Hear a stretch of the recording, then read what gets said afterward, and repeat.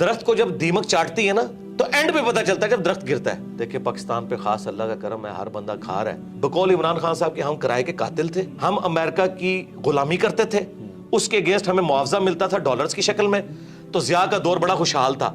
حالانکہ کوئی ترقی نہیں ہوئی اس دور کے اندر.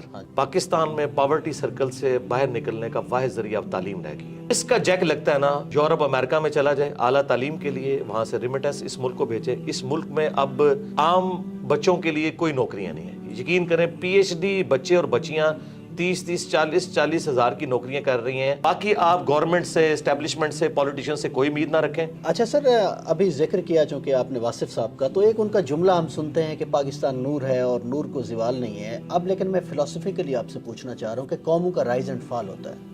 تو میں تو ایز اے 40 سال میری عمر ہے, میں نے بھی دیکھا ہے, ہم نے تو اس سماج پہ رائز دیکھا نہیں ہے. تو ہمیں تو لگتا ہے اب یہ ڈکلائن ہی ہے, یہ تو واحد قوم ہو گئی جس پہ رائز آیا نہیں اور فال پہلے آ گئی. جی دیکھیں یہ سارے جذباتی جملے ہیں, ہم اس میں بلیو نہیں کرتے. یہ لوگوں کی جذباتی خواہشات ہیں. ہم بچپن سے سن رہے تھے, دیکھیں پاکستان پہ خاص اللہ کا کرم ہے, ہر بندہ کھا رہا ہے اور پاکستان ختم نہیں ہو رہا. چل رہا ہے, حالانکہ ختم ہو رہا تھا میرے بھائی. وہ آخری وقت میں پتہ چلتا ہے کہ 4 سٹیج کینسر آیا ہوا ہے. درخت کو جب دیمک چاٹتی ہے نا تو اینڈ پہ پتہ چلتا ہے جب درخت گرتا ہے.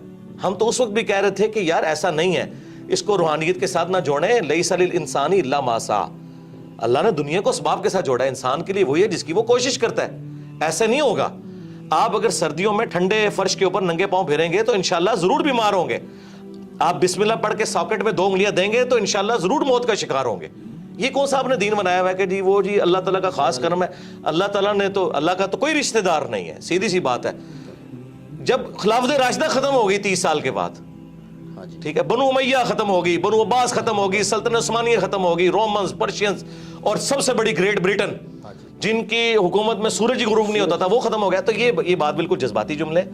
یہ جو پاکستان چل رہا تھا نا ابھی, وہ چل رہا نہ تو دعاؤں کی وجہ سے چل رہا تھا اور نہ یہ تھا کہ وہ ترقی کر رہا ہے. ہوتا یہ تھا بقول عمران خان صاحب کے ہم کرائے کے قاتل تھے, ہم امریکہ کی غلامی کرتے تھے, اس کے اگینسٹ ہمیں معاوضہ ملتا تھا ڈالرز کی شکل میں, تو ضیاء کا دور بڑا خوشحال تھا. حالانکہ کوئی ترقی نہیں ہوئی اس دور کے اندر. ہمیں باہر سے مل رہا تھا, بلکہ ہمیں یہ بیساکھیاں لگائی گئی ہیں. مشرف کے دور میں کہتے ہیں جی دیکھیں جی 10 سال تک 60 پہ رہا ڈالر. وہ اس لیے نہیں رہا کہ مشرف نے کوئی یہاں فیکٹریاں لگا دی ہیں, یہ کچھ کنٹریبیوٹ کیا اس نیشن کو. جی ڈالر, آج بھی سرکار ڈالر آ جائیں تو دیکھیں ملک دوبارہ خوشحال ہو جائے گا. لیکن میں یہ کہتا ہوں اللہ نہ کرے کہ اب اس طرح کے ڈالرز آئیں. ہمیں ایک بار اس بستی میں گریں گے پھر اٹھیں گے اگر اٹھنا چاہیں گے, نہیں تو ضروری نہیں ہے. سارے بچے جوانی کی عمر کو پہنچ کے یا بڑھاپے کو نہیں فوت ہوتے, بعض بچپن میں بھی فوت ہو جاتے ہیں. یہ جذباتی باتیں ہیں کہ رائز ہم نے دیکھا نہیں ہے. تو کیا سارے بچے رائز تک پہنچتے ہیں؟ ہماری دعا ہے کہ اچھائی ہو. جرمنی دیکھیں تباہ ہو گیا تھا ورلڈ وار 2 کے اندر, تو آج دنیا میں جرمنی اور جاپان کے مقابلے میں کوئی ملک ہے مجھے بتائیں؟ تو دیکھ لیں وہاں پہ فوجیں اس لیول کی نہیں ہے, پھر بھی لوگ رات کو بڑے آرام سے سوتے ہیں. بس آخری سوال ہے سر, نوجوان جو ہیں اس ملک کے وہی وارث ہیں اور وہی تعداد میں سب سے زیادہ ہیں. بس ان کو ذرا مخاطب کر کے, سیاست, معیشت, معاشرت سب تباہ ہے, تو ہمارا مخاطب تو وہی ہے, وہی کچھ کر سکتے ہیں. جی نوجوانوں کو میں یہ ریکویسٹ کروں گا کہ آپ لوگ جو ہے نا اپنی تعلیم کے اوپر توجہ دیں. پاکستان میں پاورٹی سرکل سے باہر نکلنے کا واحد ذریعہ اب تعلیم رہ گئی ہے. جس کا جیک لگتا ہے نا, یورپ امریکہ میں چلا جائے اعلیٰ تعلیم کے لیے, وہاں سے ریمیٹنس اس ملک کو بھیجے. اس ملک میں اب عام بچوں کے لیے کوئی نوکریاں نہیں ہیں. یقین کریں پی ایچ ڈی بچے اور بچیاں 30-40 ہزار کی نوکریاں کر رہی ہیں ڈیٹا انٹری آپریٹر کے طور پہ. اور اتنا دکھ ہوتا ہے جس کے پاس ریسورسز ہیں, جسے اسکالرشپ ملتا ہے, ملک سے نکلے اور یہاں پہ ریمیٹنس بھیجیں. میں یہ نہیں کہہ رہا کہ آپ ملک ہی چھوڑ دیں, یہاں پہ اپنے ریمیٹنس بھیجیں, اس ملک کی ترقی میں آپ کردار ادا کریں. اور یہ کوئی عیب والی بات نہیں ہے. اس وقت بھی آلموسٹ 1 کروڑ کے قریب پاکستانی باہر کے ملک میں بیٹھا ہوا ہے. اور اپنی تعلیم کے اوپر توجہ دیں. اور اگر کسی کے والدین کا کوئی کاروبار ہے تو تعلیم کے ساتھ اس کاروبار میں بیٹھنے میں کوئی آر محسوس نہ کریں.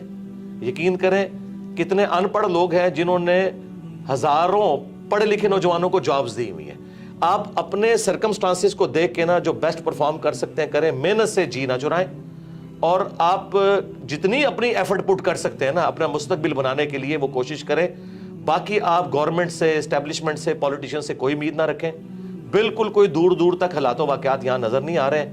جس کا کوئی جیک لگتا ہے بھائی یہاں سے نکلیں اور یہاں آپ पैसा भेजें। मैं निकलना वो वाला नहीं कह रहा जी इनको छोड़ दें सरने के लिए, ये मैं नहीं कह रहा। जिसका कोई मौका है तो मुझे तो अब एक ही सोर्स, या आप ऐसा हुनर हासिल करें कि आप फ्रीलांसर हो और आप इंटरनेट के जरिए पैसे कमा सके, इस तरह का कोई मामला करें।